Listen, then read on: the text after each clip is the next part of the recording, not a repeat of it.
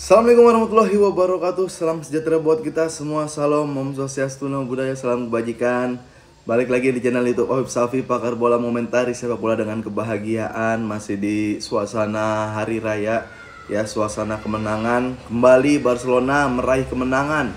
Ya, sebelum gua bahas kemenangan Barcelona berhadapan dengan Cadiz yang sekarang gampang dikalahin, gue mau ngucapin terima kasih buat teman-teman yang selalu nonton video gue, like, komen, dan subscribe channel YouTube gue. Terima kasih, semoga semua dalam keadaan sehat walafiat. Amin. Dan pulang, ini masih kembali ini di suasana perdesaan.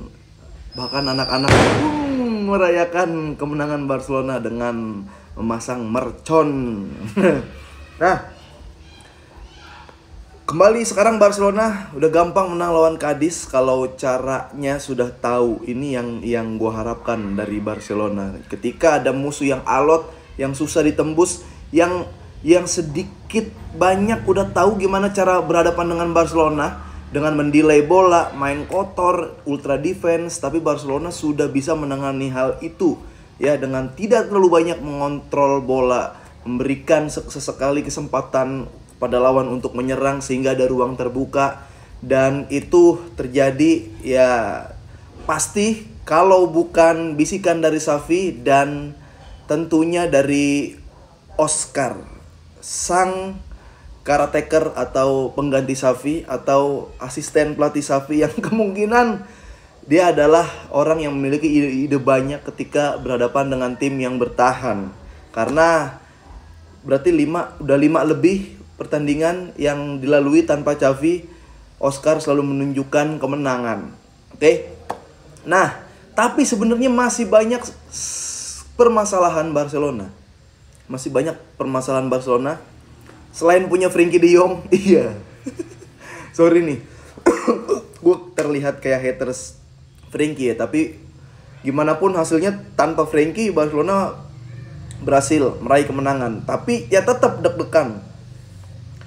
Jadi lawan Cadiz ini Barcelona menang, masih berjarak 8 poin. Kita masih nunggu El Clasico. Kalau El Clasico masih bisa raih kemenangan, itu bukan cuma mempersempit jarak, tapi juga ya setidaknya bikin goyah mental Real Madrid dalam situasi dikejar oleh Barcelona. Itu sih harapan gua. Jadi intinya Barcelona nanti juara atau enggak, menang aja dulu lawan Madrid ya, karena ya biar nggak kalah-kalah banget. Maksud gue, lu udah kalah 2 kali nanti tapi nggak juara gitu kan, mendingan ada menangnya lah kayak gitu. Optimis, kita harus tetap optimis guys. Jadi pertanyaan gue dibuka dengan seberapa optimis Barcelona meraih trofi di La Liga? Silakan dijawab apa alasannya dan kira-kira apa yang akan terjadi. Oke, silakan dijawab di komen-komen juga. Ada yang berantem juga ternyata di kolom komentar tentang Frenkie de Jong, statement-statement gue. Banyak yang setuju, ya pasti banyak lah yang setuju. Yang gak setuju ya pasti fans de Jong ya, yang lebih brutal dari fans Barca ternyata. Tapi nanti mudah-mudahan gue ada waktu bikin sesekali YouTube sama fans-fans Barca ya, entah Barca staff atau Barca Bandidos gitu kan, antitesisnya, atau Apip Gavi gue bawa. Tapi tetap gue tutup identitasnya. Nah, Barcelona menang lawan Cadiz dan Barcelona udah tahu gimana cara menangnya, walaupun sedikit mengkhawatirkan. Nah, kita lihat dulu dari line up. Di belakang ada Stegen, ini mudah-mudahan gue hafal nih. Stegen, Kubarsi, Chris, Marcos Alonso, sebelah kanan Hector Ford. Di tengah ada Oriol Romeu, Sergi Roberto, dan Fermin Lopez. Di depan ada Joao Felix langsung line up karena untuk menambal Lewa nggak main ya. Vitor Roque sebagai starting line up, dan di sebelah kanan ada sampah yaitu Ferran Torres. Gol diciptakan oleh Joao Felix melalui tendangan salto. Ini gol keren menurut gua ya. Felix ya udah cair lah di Barca, udah Barcelona banget Felix. Bahkan dia udah bisa ngatur ritme, dia yang mengendalikan Barca, dia udah bisa kayak gitu. Jadi mudah-mudahan tidak ada yang merepotkan dari Atletico Madrid sehingga Felix ini bisa diperpanjang sama Barcelona. Oke, gue senang Barcelona udah tahu gimana cara menangin lawan tim-tim alot. Ya, seperti Cadiz. Cadiz main mengulur waktu, rusak tempo, main kotor, ya main mental, cywar, ultra defense. Tapi sekarang Barcelona berani kayak ngasih sekali. Cadiz serang silakan, Juanmi nyerang sampai turun, sampai naik ke atas, pemain Cadiz pada naik ke atas. Dan sesekali Barcelona walaupun 30 menit pertama Barcelona belum dapat shoot on target, ya itu yang gue harapkan ketika lawan tim bertahan. Nanti lu entah bola set piece, bola scrimmage atau counter itu bisa jadi senjata buat lawan tim-tim alot. Dan segitu susahnya 2 tahun belakangan golin gawang Ledesma, tapi sekarang ya bahkan golnya salto, nggak masalah. Jadi Oscar, gue sangat berterima kasih sebagai caretaker sementara karena Xavi kartu selalu memberikan hasil positif buat Barcelona. Nah, di belakang Pau Cubarsí ini tampil selalu apik dan menjadi sorotan bahkan untuk dunia. Pemain 16 tahun bermain udah kayak agak lebay tapi Beckenbauer. Apalagi ketika Barca attack, dia pakai back 3, bola selalu dari Pau Cubarsí. Dia bukan cuma bisa passing kiri kanan, tapi bola direct dia bagus, bola bawah pun dia bagus. Gua sangat mengapresiasi potensial dari Cubarsí ini sebagai pemain muda. Jangan diforsir dulu. Gue pikir nggak main dia tadi, tapi ternyata main dan hasilnya bagus. Semoga dia fit lawan Paris nanti di Olympic Stadium. Dan sekali lagi gue sangat-sangat bersyukur Stegen Airlines menjadi kiper Barcelona. Beberapa kali save yang nggak masuk akal dilakukan oleh Stegen. Bahkan gue nyebut kalau itu bukan Stegen, Barcelona kebobolan. Skor 1 sama, bahkan bisa kalah 2-1. Bola heading yang susah diprediksi, jatuhnya kemana? Kena sama Stegen. Shooting dari tengah, posisi enak banget, masih kena ya Stegen. Jadi passingnya juga Stegen bisa sekeren itu. Gue ngerasa karena Courtois cedera, Courtois pun gak bisa build up sebenarnya. Stegen harusnya bisa jadi kiper nomor 1 sekarang. Siapa lagi? Ayo. Ederson sering kebobolan. Alisson sering kebobolan. Stegen bro, lagi clean sheet terus. Dan luar biasa Stegen ini. Hector Ford, gue udah bilang di YouTube gue kalau ngikutin, dia full teknik. Dia pemain yang bagus, main kadang scripted banget, belum berani improve terlalu banyak, tapi tekniknya udah kelihatan. Dan yang jadi masalah, dia staminanya belum bisa 90%. Jadi babak kedua itu udah jaminan diganti atau menjadi subs dia. Nah, sebelah kiri Alonso, ya dia pengen menunjukkan kalau dia usaha dan kerja keras dengan overlap, selalu ngambil set piece, berikan umpan. Tapi kalau saingan lu masih tetap Cancelo, mungkin ada Balde di sana, ya tetap agak susah karena Alonso bakal dijual di musim ini. Kita ke tengah. Di sisi lain, gue selalu deg-degan sama Oriol Romeu. Tapi di sisi lain, dengan adanya Oriol Romeu, gue lebih banyak nyebut Astagfirullahaladzim. Ya Allah, Astagfirullahaladzim. Masya Allah. Walaupun Barcelona keteter, tapi setidaknya gue dapat pahala. Ya kan? Nggak, Oriol Romeu untuk ngerebut bola bagus banget. Tapi Oriol Romeu merebut bola untuk direbut kembali. Dia bingung passing salah, visi misi kayak nggak ada.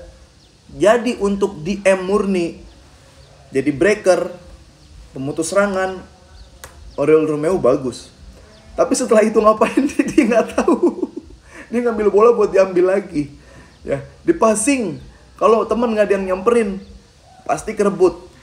Ya itu yang harus banyak diperbaiki sama Oriol Romeu ya. Tapi karena usia juga dan dia nggak lama di Barcelona, jadi emang nggak terlalu lama sia lah dia lah, walaupun dia sempat di Barcelona gitu. Nah, yang susah adalah Fermin Lopez ketika nggak ada pawangnya.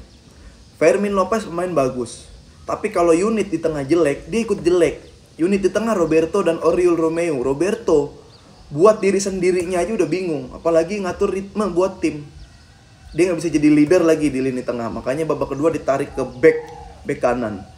Yang Fermin Lopez masih canggung, masih bingung kalau ketemu, dia belum bisa jadi pemimpin di lini tengah. Ya gerasak gerusuknya masih ada, passingnya masih sering salah, decision makingnya tuh masih banyak yang error. Sementara ketika Fermin error, Roberto nggak bisa cover itu.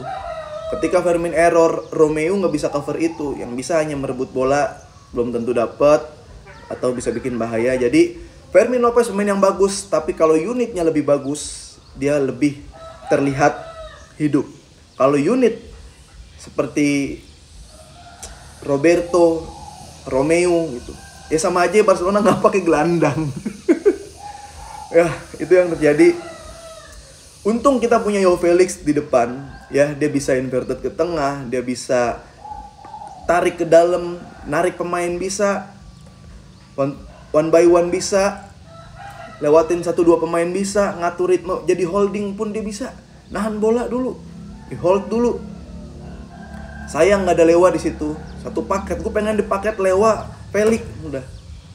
Yang di sebelah kanan Ferran Torres, apa yang mau direview dari Ferran Torres? Sesampah-sampahnya pemain bola, di atasnya masih ada Ferran Torres dan Oriol Romeu. Dan ingat, yang gue katakan adalah match yang abis kita tonton. Ya silakan bantah. Lu mau Ferran pernah golin, pernah apa? Malam itu sampah, udah. Diganti Lamine Yamal. Ya sesekali beri ancaman, tapi ya nggak apa-apa lah, 1-0 cukup buat gue. Cadiz emang alot. Vitor Roque ini gue bakal kasih kesempatan Vitor Roque selama 1 musim lagi.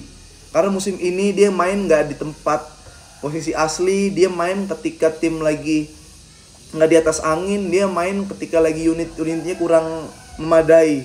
Gue masih pengen ngeliat dia main. Tengahnya Gundo, tengahnya Pedri, tengahnya jangan De Jong. Gue pengen lihat dia main di posisi asli. Dan disupport wing-wing yang bersedia memberikan suplai bola buat Vitor Roque. Kalau enggak ya kayak mas-mas Brazil yang bingung ditaruh lapangan. Ya, dia kan tigrinho julukannya, macan. Kayak macan yang enggak ada giginya Vitor Roque. Kayak macan enggak ada kukunya. Makanya dia diganti Lamine Yamal, dan Lamine Yamal geser kanan, main di posisi Lamine. Ferran main di posisi tengah. Pun mau main di posisi apapun, Ferran Torres tidak terlihat. Ya, taruh di posisi admin aja Ferran Torres, kan ganteng tuh dia bayar. Nah itu yang terjadi. Subs dari Barcelona mainkan Casedo, main pemain-pemain akademi. Dan sayang banget gue nggak bisa ngelihat Michael Faye yang lagi bersinar di Barca B. Itu harusnya bisa diuji, bisa dicoba. Lu mau naruh dia di DM ganti Romeu, dia bisa kayaknya. Lu mau naruh dia ganti Alonso, bisa. Dia taruh di CB bisa. Tapi sangat riskan kalau masih 1-0. Dan Cadiz kalau 1 sama itu agak susah ngejarnya, karena pemain udah drop. Rapinya main ya nggak terlalu berkontribusi banyak, karena Cadiz saat itu udah di atas angin. Gitu aja, gue seneng ngelihat Barcelona udah ngerti gimana cara berhadapan dengan tim alot, tim yang susah digolin. Jadi pertanyaan gue balik buat kalian, masih optimis gak Barcelona bisa ngeraih La Liga ya? Dan sampai ketemu di Paris Saint-Germain atau review El Clasico. Gitu aja teman-teman, sehat-sehat selalu. Semoga kalian makin sukses dalam hal apapun. Salam buat keluarga. Terima kasih udah sering nonton, support, like, dan komen channel YouTube Pakar Bola. Terima kasih.